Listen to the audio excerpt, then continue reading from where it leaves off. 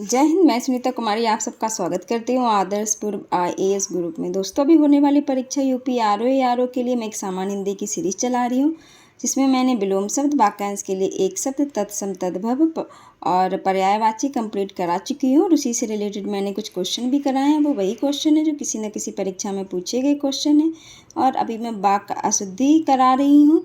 अब मैं वाक्य अशुद्धि कंप्लीट करा चुकी हूँ। आज से मैं वर्तनी अशुद्धि कराऊंगी। वर्तनी अशुद्धि के भी क्वेश्चन पूछे जाते हैं। तो चलिए अब स्टार्ट कर लेते हैं वर्तनी अशुद्धि। देखिए, ये सारी वर्तनी अशुद्धियाँ एग्ज़ाम में पूछी गई हैं, जो कि आपके सामने हैं।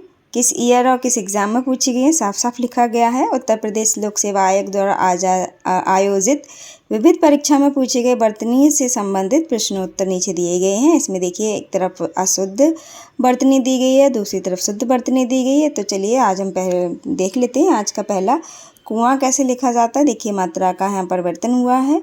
कुआं शुद्ध में देखिए किस तरह से आपको कुआं क्या है लिखना है, ये आप इसको चेक कर सकते हैं। देखिए, यूपी ARO प्री एग्ज़ाम 2024 में पूछी गई ये वर्तनी अशुद्धियाँ हैं।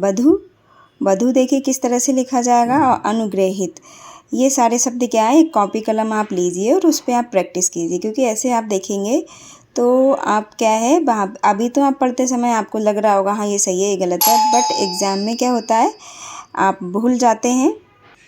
देखिए, अतिथि कैसे लिखा गया है, महात्म और अच्छोहिड़ी। अच्छोहिड़ी में क्या ज़्यादा कन्फ्यूज़न हो जाता है किस तरह से। इसमें तो बिल्कुल ही पूरी अशुद्धि दी गई है। अच्छोहिड़ी इस तरह से लिखा जाएगा। देखिए, अब देखते हैं यूपी ARO प्री एग्ज़ाम 2021 में पूछी गई कुछ वर्तनी अशुद्धियाँ हैं। परीक्षा देखिए, इसमें परीक्षा लिखा गया, परीक्षा होता है इस तरह से लिखा जाएगा। याज्ञवल्क्य किस तरह से लिखा जाएगा, प्रमाणिक और प्रमाणिक नहीं होता है, प्रामाणिक होता है। इसमें देखिए, इसमें शुद्ध में क्या है, प्रामाणिक है। इधर दिया गया है अशुद्ध में आधीन नहीं होगा, अधीन होगा। तो ये क्या है, शुद्ध हो जाएगा। नेक्स्ट देखिए, कवियत्री अशुद्धि गलत है। और ये शुद्ध में देखिए कवियत्री क्या है, सही लिखा गया है। आधिकारिक होता है। शुद्ध वाक्य जो है आधिकारिक होगा। अनुकूल लिखा है, अनुकूल होगा। देखिए किस तरह से इसमें वाक्य शुद्धि दी गई है। रचयिता होगा। ये देखिए वाक्य शुद्धि, ये वर्तनी अशुद्धि है। नेक्स्ट देख लेते हैं, यूपी ARO प्री एग्ज़ाम 2016 का जो री एग्ज़ाम हुआ था उसमें कुछ वर्तनी अशुद्धि पूछी गई थी। देखिए कैसी, दैदीप्यमान किस तरह से लिखा गया। अनाधिकार किस तरह से लिखा जाएगा। निरपेक्ष रा नहीं लगे, उसमें लगा हुआ है, तो इस तरह से देख लीजिए। कोमलांगी होगा, कोमलांगी नहीं होगा।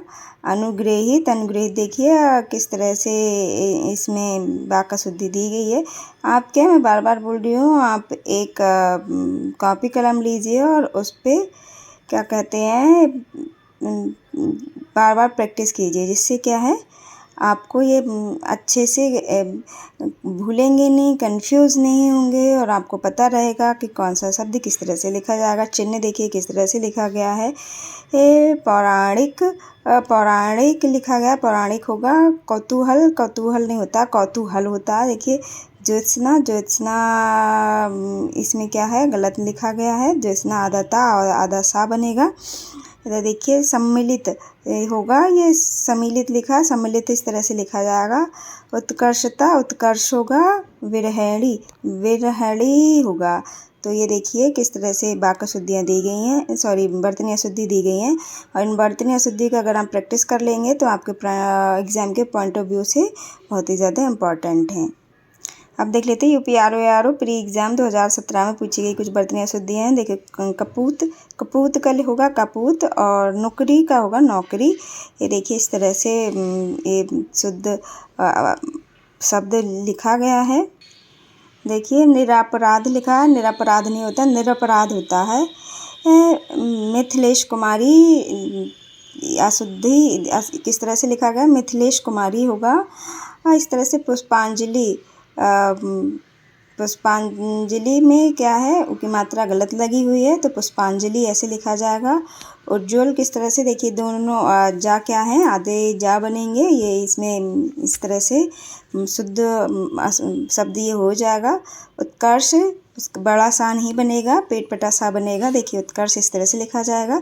दैहिक दैहिक लिखा जाएगा इस तरह से। देखिए ऊपर लिखा गया शुद्ध और अशुद्ध, तो आप देख सकते हैं कौन सा शुद्ध है और कौन सा अशुद्ध है, इसकी आप प्रैक्टिस करिए बार बार।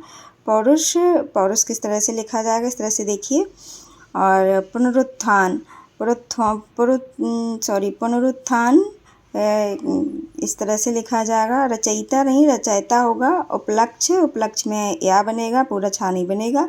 और दीप का देखिए इस तरह से लिखा जाएगा। तो देखिए कुछ क्वेश्चन क्या है, रिपीट हुए हैं, तो अगर आप इनकी प्रैक्टिस करेंगे तो एग्ज़ाम के पॉइंट ऑफ व्यू से आपके लिए बहुत ज़्यादा हेल्प हो सकती है।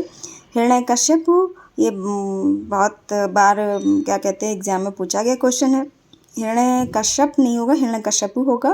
देखिए प्रतिदर्श इस तरह से लिखा जाएगा।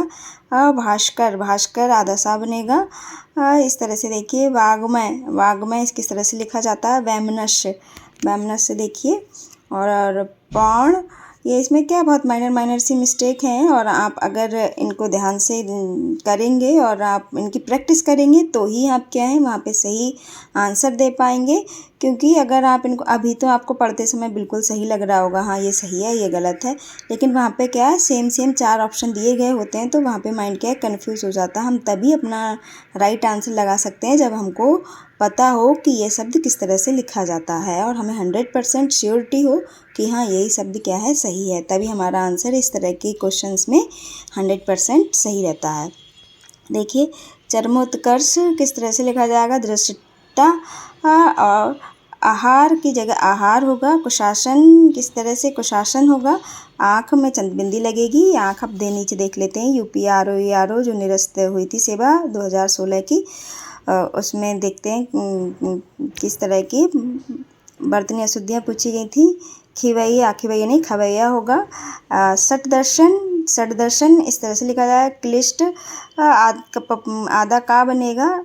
आविष्कार होता है। देखिए निशब्द में अनुस्वार लगेगा।